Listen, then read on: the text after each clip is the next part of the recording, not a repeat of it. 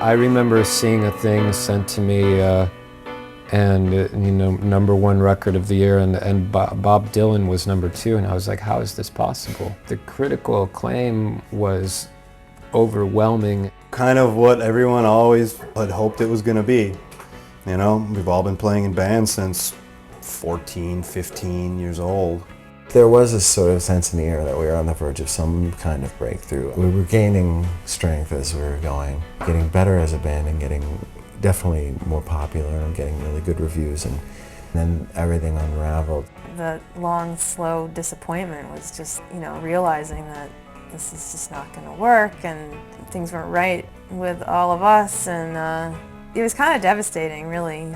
There was never any, I don't think there's any sort of formal, you know, we're not doing this anymore, just kind of see you in 5 years, you know. Tell me that I need you so much in this happy end. Tell me what you want me to know.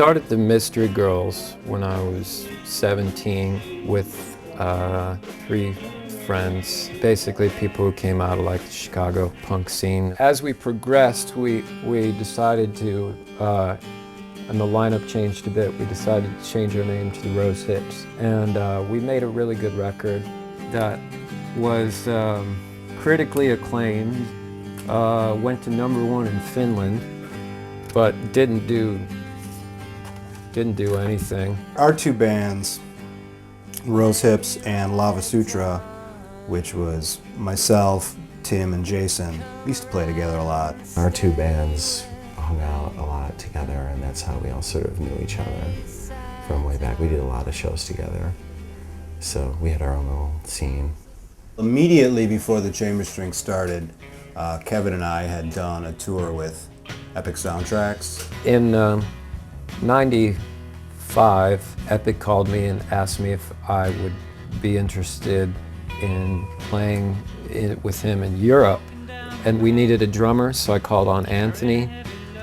And when we came back, both of the bands that we had been in broke up. It formed a bond between Anthony and I.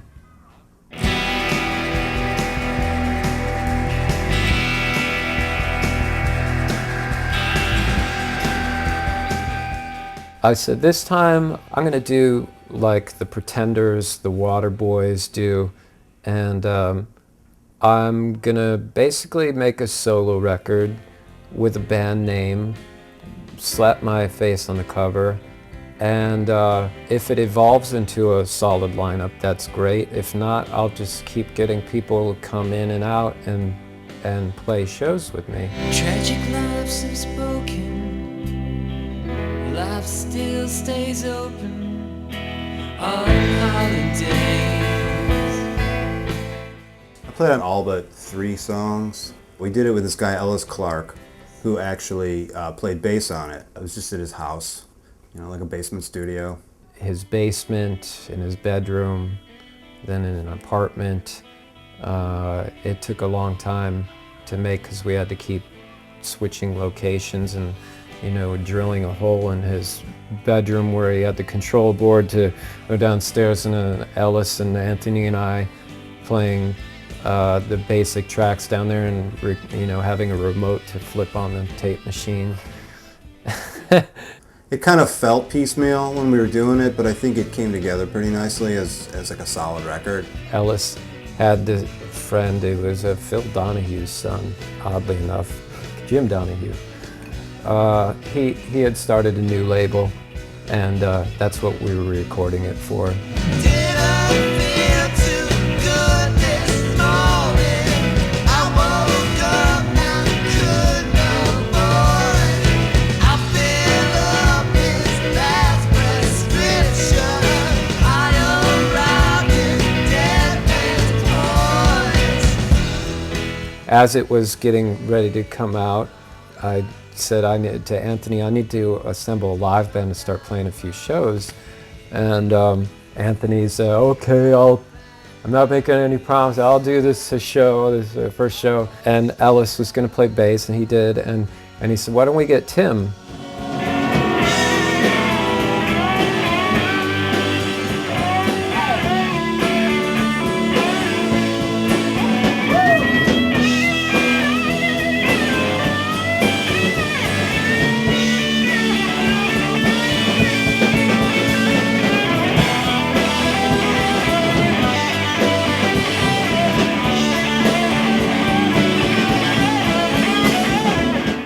Played on one of the songs on the original pressing of Gospel Morning, and then when they wanted to start playing live, I joined up full time. The album came out in stores, and then we did the first show right at the same time. We wanted to do this low-key show, so we did it at that old club Thurston's, and we thought, you know, maybe not a lot of people will be here, and we can kind of work out the kinks. But we get on stage, and the place is sold out and jam-packed. Our first show, and it was a great show. And that was the last time I ever picked up the phone to make a phone call to book a gig. No more big decisions for the plans you made. Wouldn't be there anyway. Be there anyway. When the record came out, it immediately started getting a lot of attention from the press and the media and the radio, and the record started doing really well. And we were getting big slots opening for other people. We were doing tours around the US and touring Europe as well. And we started getting courted by other labels, and we signed to a new label. Then I basically got what I had aimed for, which was for a bigger label to come along and pick it up and reissue it, sort of improve the packaging, put some bonus tracks on, made some singles. And when it was reissued, that was '99, then we really started touring and promoting, and then it started getting an enormous amount of attention. I'm gonna thank my lucky stars. I'm gonna thank my lucky stars. I'm gonna thank my lucky stars, baby.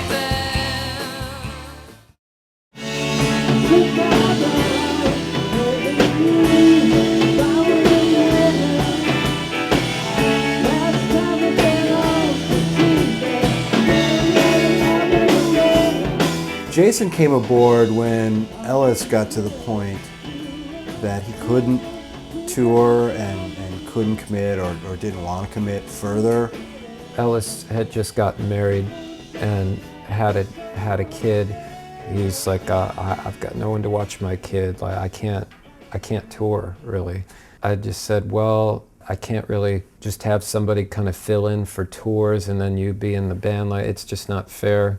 I got to replace you, you know. And he was fine with that. He's starting a family. Kevin came to me after a show at Lounge Acts and said, "Do you play bass?" And I was like, "Oh yeah, you know." I started on bass. Been playing bass for years, which was stretching the truth of it.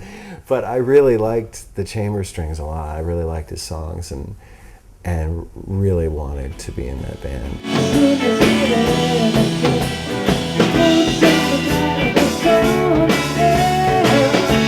We continued to tour and do local shows, but all along I had been looking for a piano player that could sing backing vocals. Carolyn moved to town from San Francisco. She kind of just dropped down from heaven on us, you know. One of the two people I knew here who had been a friend of mine in San Francisco happened to be really good friends with Kevin Jr. So we would go out, you know, and have drinks and just hit it off. And he didn't know that I was a keyboard player, which was intentional. I actually had told my friend not to tell anybody that I was a keyboard player because I had been wanting to kind of get back into playing bass. I actually let it slip one night when I had finally moved into an apartment here, and we were out, and I said to Kevin, like, "Oh man, I'm so glad I finally am in my place and I have my keyboard and I can play some music." And he was like, what'd you say? And it's like, you're kidding. I was like, you don't happen to sing too? And she's like, yeah. And I also play violin and viola, and I play the harp, and I can do notations and string arrangements. So he's like, you have to listen to my band. So I think it was that same night he like grabbed a copy of Gospel Morning and brought it over and we listened to it. Of course I really liked it. So I was like, okay, I'll give it a shot. We had our first rehearsal, and she played every song off Gospel Morning perfectly. And all of a sudden it was, you know, this is it. This is the lineup.